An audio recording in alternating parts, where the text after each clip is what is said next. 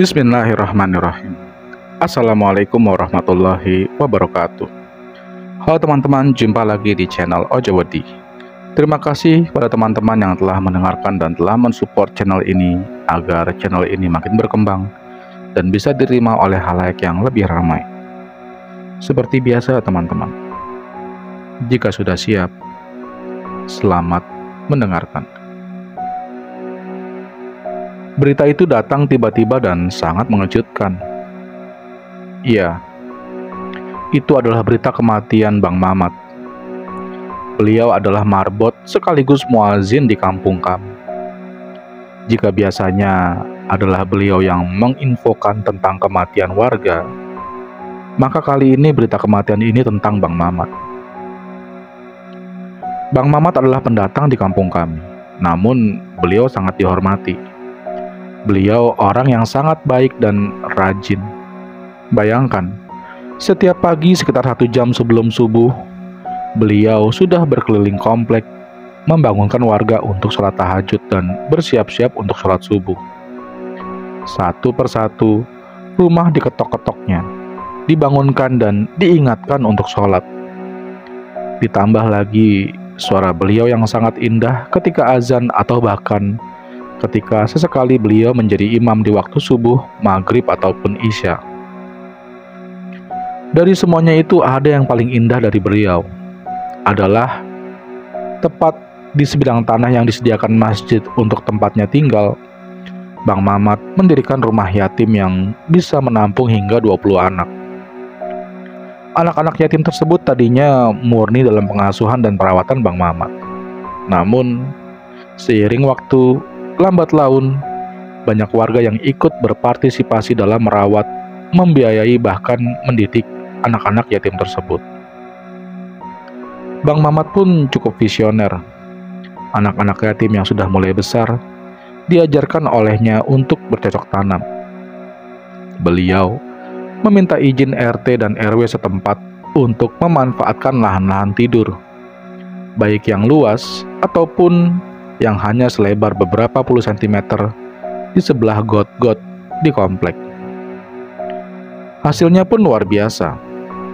Aneka macam hasil tanam seperti labu, tomat, timun, singkong, kentang, dan lain-lain bisa beliau dan anak yatimnya panen. Hasilnya sebagian dijual, sebagian dimanfaatkan untuk para warga sepuh pensiunan yang ada di komplek tersebut. Makanya ketika berita Bang Mamat meninggal terdengar, itu seperti berita kehilangan orang tua. Semua anak-anak yatimnya bersedih. Warga-warga komplek pun tak kuasa menahan kesedihan mereka. Sosok luar biasa penuh manfaat ini telah tiada. Pagi itu masjid dibanjiri warga. Semua berebut untuk ikut serta dalam perawatan jenazah Bang Mamat. Bahkan untuk memandikan, mengkafaninya saja harus diundi karena saking banyaknya yang mau turut serta dalam perawatan jenazah Bang Mamat. Luar biasa memang kuasa Allah. Bang Mamat yang merupakan pendatang, bukan pejabat, bukan artis, bukan orang berpangkat, yang sehari-harinya cuma azan, bersihin masjid dan merawat yatim ini, menjelma jadi sosok pahlawan yang kehadirannya tiba-tiba sudah dirindukan hanya selang hitungan jam dari meninggalnya. Proses memandikan dan pengkafanan selesai. Tibalah saat untuk menyolatkan. Dan seperti biasa, sebelum disolatkan, dipersaksikan dan diceritakan segala kebaikan-kebaikan beliau agar bisa diambil sebagai pelajaran. Satu persatu warga mengkisahkan amal soleh dan bakti beliau. Lalu dilanjutkan dengan pertanyaan hutang piutang, menanyakan kepada warga jika beliau masih mempunyai hutang piutang atau tidak. Hingga kini saatnya disolatkan. Imam masjid kami, Pak Jufri, maju. Baru saja beliau hendak bertakbir, tiba-tiba jenazah Bang Mamat terduduk. Serentak orang-orang berejak kaget. Banyak yang bertakbir dan ada juga yang berlari keluar karena ketakutan. Pak Jufri berinisiatif maju dan mengecek jenazah Bang Mamat yang terduduk itu. Dan ternyata Beliau bernafas dan mukanya seperti kebingungan. Pak Jufri pun segera mengumumkan bahwa Bang Mamat hidup kembali dan bahwa beliau mengalami mati suri.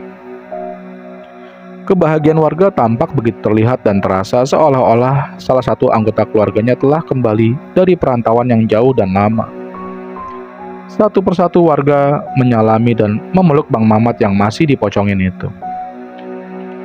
Setelah selesai, Pak Jufri dan bapak-bapak yang lain segera membawa Bang Mamat ke rumahnya yang tepat di sebelah masjid. Bang Mamat berganti pakaian dan kembali beraktivitas seperti biasa. Antusiasme warga atas hidupnya kembali Bang Mamat tak juga surut hari itu. Warga banyak yang ingin mendengar dan mengambil pelajaran dari wafatnya Bang Mamat yang disebut mati suri. Bang Mamat menceritakan bahwa beberapa saat sebelum meninggal, beliau sudah masuk ke dimensi yang berbeda. Di dimensi tersebut, Bang Mamat bertemu dengan rombongan malaikat yang berpakaian serba putih dan mereka berbaris-baris layaknya tentara dalam parade defile pada upacara-upacara kenegaraan. Di dimensi itu, Bang Mamat tak lama, hanya seperti kilatan saja. Dia pun menganggap ketika itu dia sedang berhalusinasi karena kelelahan bekerja. Beliau pun menceritakan bahwa sebelum nyawanya dicabut, beliau datangi malaikat maut yang sangat besar. Malaikat tersebut menyelubunginya dengan sayap-sayapnya dan menarik nyawanya perlahan dari arah kepalanya. Bang Mamat mengatakan bahwa ketika dia melihat ke atas, dia bisa melihat sebagian nyawanya sudah berjalan perlahan meninggalkan tubuhnya. Sementara itu, di saat yang bersamaan, dia pun menyaksikan nyawanya meninggalkan kaki-kakinya, merayap ke atas melalui dengkulnya, perutnya, badannya, tangan-tangannya, membuat anggota-anggota tubuhnya mati dan lemas tak bertenaga sama sekali. Kemudian, ketika nyawanya tertinggal di kerongkongan, malaikat maut tersebut tersenyum kepadanya dan bertanya, apakah Bang Mamat, apakah engkau masih mau tinggal di sini atau bertemu dengan Robmu dan kekasihmu Muhammad Shallallahu Alaihi Wasallam? Bang Mamat tentu saja menjawab, Robku dan kekasihku. Tepat setelah beliau mengucap la ilaha illallah, sempurnalah semua nyawanya tercerabut dari raganya. Bang Mamat kemudian lanjut menceritakan bahwa setelah proses pencabutan nyawanya, ia seperti masih bingung dan kaget. Dia masih berada di kamarnya dan dia masih melihat raganya terbaring. Hingga kemudian istrinya membangunkannya di jam 3 pagi untuk melaksanakan tugasnya, membangunkan warga dan sholat tahajud. Namun, dia melihat istrinya menangis. Lalu dia juga melihat anak-anaknya dan anak-anak yatimnya segera berhamburan mendekat dan menangis di samping jasadnya. Ketika itu dia seperti orang kebingungan, tak tahu antara mimpi atau kenyataan. Sementara orang-orang pun mulai ramai berdatangan. Dia pun mengingat betapa sakitnya proses pencabutan nyawanya tersebut. Bahkan, dia masih terus merasakan sakitnya tak kala ada orang yang hanya sekedar memegang jasadnya pelan. Bahkan ketika air yang dibasuhkan ke tubuhnya pun terasa sangat menyakitkan. Dia pun menyaksikan betapa masyarakat begitu menyayanginya dan tiba-tiba dia terbangun di pocongnya, tengah akan disolatkan. Dia pun syok dan tak tahu apakah dia bermimpi tentang kematian atau dia memang benar-benar telah mati. 2 hari pasca mati surinya, Bang Mamat, di hari kedua ini Bang Mamat mulai terlihat aneh. Beliau tetap melaksanakan tugas-tugasnya. Beliau tetap keliling komplek membangunkan warga untuk tahajud dan bersiap ke masjid untuk sholat subuh. Beliau tetap azan. Beliau tetap membersihkan masjid. Bahkan beliau tetap merawat anak-anak yatimnya dan beliau tetap bercocok tanam. Namun, sangat tampak keanehan pada Bang Mamat. Beliau seperti mayat hidup. Tatapannya kosong. Kulit wajahnya pun pucat. Bahkan, tubuh beliau terasa sangat dingin. Bang Mamat hidup, tapi seperti mayat hidup. Tak jarang warga yang menegurnya tak mendapati dia menjawab sapaan warga dan menyapanya kembali. Bang Mamat seperti robot, terprogram dan bukan manusia normal. Pada hari ketiga pasca Bang Mamat mati suri, ada sebuah keanehan yang menyertainya lagi dan membuat warga kini mulai ketakutan pada sosok Bang Mamat. Bang Mamat mulai mengeluarkan bau khas mayat berumur 1 hari. Bahkan bau bangkai, bukan bau bangkai, tapi bau antara mulainya pembusukan pada proses keluarnya cairan tubuh melalui lubang-lubang pada tubuhnya. Kita menyebutnya sebagai bau danur. Ya, bau yang dapat digambarkan sebagai bau cairan amis yang keluar dari mayat. Hari itu warga mulai terganggu dengan bau Bang Mamat. Tak sedikit yang merasa tak nyaman berada dekat dengan Bang Mamat. Terlebih lagi ketika waktu masuk sholat, baunya memenuhi ruangan masjid yang semuanya tertutup karena masjid menggunakan air conditioner atau AC. Segera saja berita tentang keanehan Bang Mamat tersebar luas. Ada yang melihat Bang Mamat dengan penuh iba, ada juga yang melihatnya dengan jijik. Namun Bang Mamat seperti tak peduli. Dan tak lama, desas-desus dan gosip tentang Bang Mamat pun mulai menyebar. Banyak yang beranggapan bahwa Bang Mamat memang seharusnya sudah meninggal. Namun karena begitu besar tugas dan tanggung jawabnya, arwahnya seperti tertahan dan seperti punya tuntutan untuk menyelesaikannya terlebih dahulu.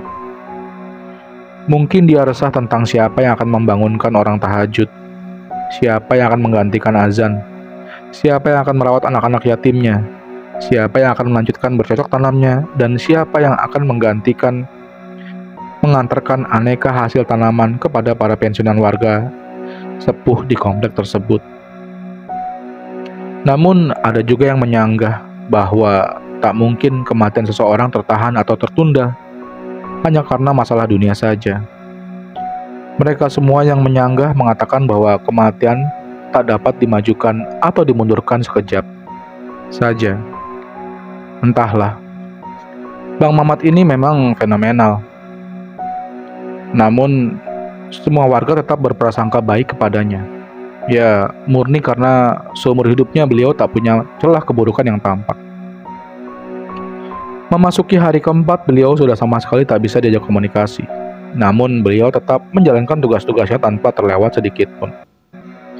Warga terbelah antara sedih, kagum, dan kasihan atas keadaan Bang Mamat. Bang Mamat mulai mengeluarkan bau busuk dan lalat-lalat hijau pun mulai mengerubunginya dan mengikutinya kemanapun. Tak ada alasan yang logis dan bisa diterima akal sehat. Beliau hidup dan beraktivitas layaknya manusia, tapi kondisinya di luar kewajaran manusia hidup. Hari kelima makin parah. Begitu juga hari keenam. Bau bangkainya makin kuat dan lalat yang mengikutinya makin banyak, besar-besar dan hijau.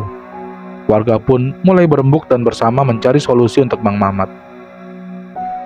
Dimulai dengan Bang Mamat tidak diizinkan lagi untuk azan dan beraktivitas di sekitar masjid. Bang Mamat diberhentikan karena kehadirannya kini benar-benar sangat mengganggu kenyamanan jamaah dan kebersihan masjid.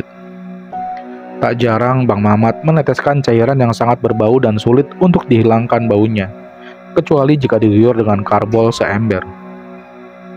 Masjid pun mulai mempekerjakan salah satu anak yatimnya, Bang Mamat, yang juga bersuara indah untuk menjadi muazin dan marbot untuk bersih-bersih masjid. Tapi ternyata ketidaknyamanan warga belum selesai begitu saja, karena setiap jam 3 pagi, Bang Mamat akan keliling komplek dan melakukan kebiasaannya membangunkan orang tahajud. Bang Mamat akan mengetuk-ngetuk rumah orang yang dia bangunkan, dan jika warga Bang Mamat akan mengetuk-ngetuk rumah orang yang dia bangunkan.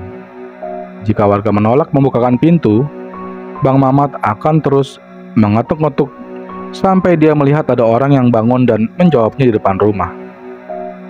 Siang itu di hari ke-6, warga kembali rapat dan membicarakan tentang Bang Mamat. Rupa-rupanya tebakan warga makin kuat.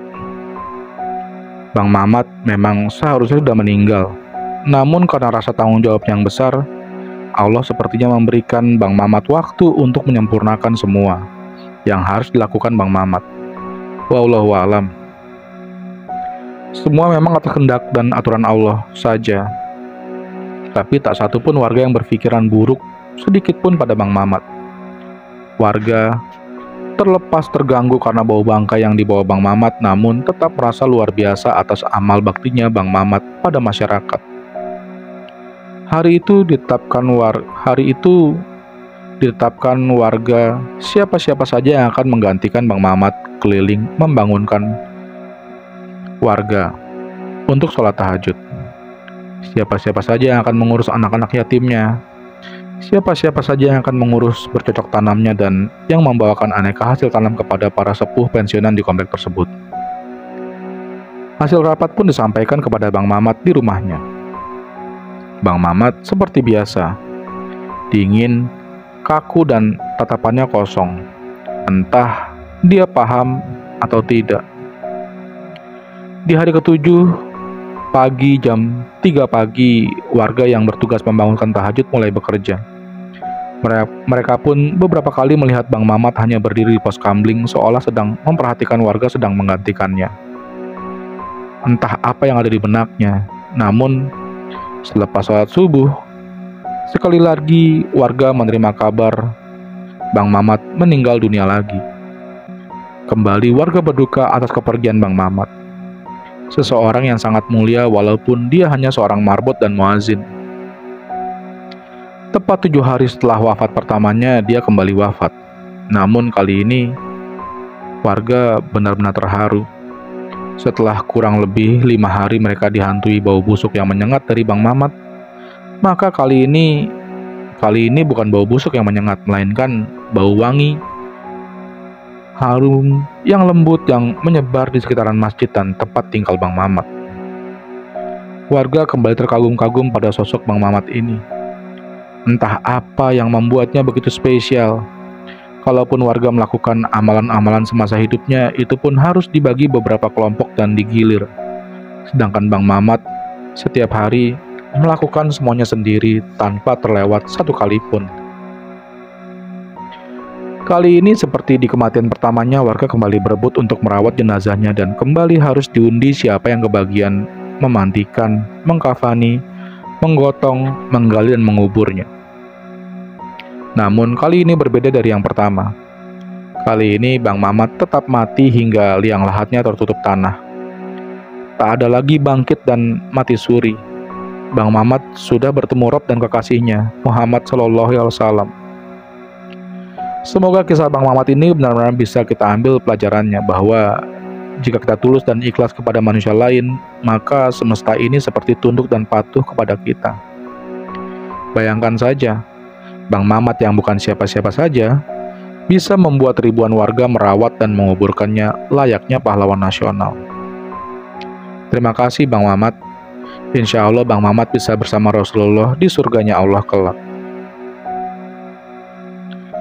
Lain Bang Mamat, lain juga dengan Aslina. Hidup dan mati berada di tangan Tuhan, tapi tidak ada satupun manusia yang mengetahui. Manusia juga tidak bisa menghindar dari kematian yang telah ditakdirkan. Akan tetapi ada beberapa orang yang diberi kesempatan kedua untuk hidup kembali. Seperti yang terjadi pada Aslina, wanita asal Bengkalis Riau. Pada usia ke-24 tahun, Aslina mengalami mati suri yang juga disaksikan oleh paman dan tim medis. Aslina rupanya mengalami perjalanan spiritual yang tak bisa dilupakan. Dia dijemput oleh malaikat dan diperlihatkan orang berdosa tengah disiksa. Menurut ceritanya Aslina, dimulai dari kesaksian pamannya. Rustam Effendi tak menyangka sang keponakan mengalami mati suri. Kejadian ini terjadi pada tahun 2006 lalu. Dia juga berada di sana melihat bagaimana Aslina yang sudah tidak memiliki detak jantung kembali hidup. Waktu itu kejadian tengah malam sekitar jam 1. Memang dari sore kondisi dia sudah sangat lemah. Kemudian sampai malamnya, sampai jam 1 malam baru kemudian kita larikan ke MMC. Mahkota Malaka dimasukkan ke UGD. Setelah dari ruang UGD dia dipindahkan ke lantai 3. Nah, disitulah dari mata kasar kita sesak dia itu semakin menjadi dan dia ditangani oleh beberapa perawat dan dokter Cina. Cuma dari mata kasar kita saat itu, Aslina mau menghadapi kematian kayaknya. kata Rustam Effendi, paman Aslina. Apa betul waktu itu Anda melihat alat pendeteksi jantung Aslina waktu itu sampai garis lurus? Tanya Andi F. Noya. Saya sempat melihat detak jantung itu makin melemah dan mengalami garis lurus. Tapi saat itu saya melihat kejadian sepertinya Aslina itu mengalami sudah sebuah kematian, jelas pamannya. Kesakitan saat nyawa dicabut seperti ditusuk pedang dan dikuliti hidup-hidup. Melihat hal itu, tim dokter langsung memeriksa kondisi Aslina. Wanita Bengkalis ini lantas koma selama 2 hari. Aslina juga mengucapkan kata-kata pertama yang tak biasa saat terbangun dari koma. Aslina juga menceritakan perasaannya saat ruhnya dicabut. Hari kedua dia sadar atau koma sekitar jam 3 sore. Saya masuk, lihat dia sudah sadar. Kalimat pertama yang dia ucapkan, "Pak, pulang Pak, Iin takut," katanya. Itu kalimat pertama, kemudian menangis. Hari keempat di ruang ICU, dia sudah bisa bicara lepas. Dia sudah sadar total. Kalimat pertama yang diucapkan di hari keempat itu, "Pak, mati itu sakit ya Pak ya," ungkap Rustam yang memang mendampingi Aslina selama alami mati suri. Tadi disebutkan oleh paman Anda bahwa Anda mengatakan Pak mati itu sakit. Apa yang Anda rasakan waktu itu? Tanya Andi ke Aslina. Rasa dada sesak. Seperti sakitnya itu seperti ditusuk pedang, terus seperti kulit binatang dikuliti hidup-hidup. Sakit sekali. Terus di dada saya terasa sesak. Setelah itu paman saya mengajarkan mengucap kalimat thayyibah, terus mengucap 2 kalimat syahadat. Jelas Aslina. Bertemu mendiang ayah. Aslina mengaku sempat melihat jasadnya meski hanya sebentar. Dia kemudian didatangi oleh 2 malaikat dan membawanya pergi. Aslina mengaku sempat bertemu dengan sang ayah yang wujudnya kembali menjadi remaja. Sempat saya melihat jasad saya waktu itu, tapi sebentar. Setelah itu saya dibawa pergi oleh 2 orang malaikat dan waktu itu saya ingin ketemu sama ayah saya. Kebetulan ayah saya sudah meninggal dan suatu waktu ayah saya meninggal, dia berusia 55 tahun. Itu saya bertemu di sana. Dia muda, berusia 17-20 tahunan, kira-kira. Waktu itu ayah saya nangis. Ayah saya bilang, "Kenapa kamu kesini, nak? Pulanglah. Di rumah tidak ada orang. Kasihan ibumu dan adik-adikmu." "Tidak, ayah. Janjiku kepada Allah belum sampai." Dan waktu itu ayah saya menangis. Sambungnya menceritakan sempat bertemu mendiang ayah. Kembali ke malaikat tadi, bentuk yang Anda lihat itu seperti apa? Tanya Andi. Dia ini laki-laki. Fisiknya seperti bersorban, berpakaian ihram. Mukanya sama. Wajahnya sulit saya gambarkan. Yang jelas, dua-duanya itu sama rupanya. Waktu itu saya mengalami perjalanan spiritual. Saya disoal oleh malaikat itu. "Siapa Tuhanmu?" Waktu itu ruh saya menjawab, "Tuhanku adalah Allah." "Siapa pemimpinmu?" "Pemimpin saya Nabi Muhammad SAW," jawabnya. Melihat orang berdoa disiksa. Bukan hanya itu, Aslina kembali dibawa ke suatu tempat. Disinilah Aslina diperlihatkan beberapa orang berdosa yang tengah disiksa. Setelah itu, kedua orang malaikat ini memimpin tangan saya, membawa saya ke suatu tempat.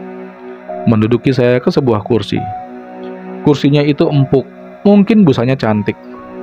Setelah itu saya dihijrahkan lagi. Dibawa oleh 2 malaikat tadi melihat dosa-dosa besar. Di sana saya diperlihatkan ada seorang laki-laki memikul besi di bahunya, mungkin beratnya berton-ton. Terus dia berjalan nggak sampai-sampai ke tujuannya. Berlumuran darah, nanah, baunya, nauzubillah min zalik. Bajunya sobek-sobek, sambungnya. Kedua, saya melihat ada seorang laki-laki saling bunuh-membunuh. Ketiga, saya melihat ada seorang laki-laki dihujam kemaluannya pakai besi timah panas hingga menembus. Setelah itu saya melihat seorang laki-laki menyebati dengan rotan hingga kulitnya lepas dari daging. Akhirnya, Yang terakhir kali saya berzikir sekuat-kuatnya saya berteriak. Tiba-tiba saya merasakan detak jantung. Mungkin paman saya yang menyaksikan kisahnya. Awalnya tak mau menceritakan.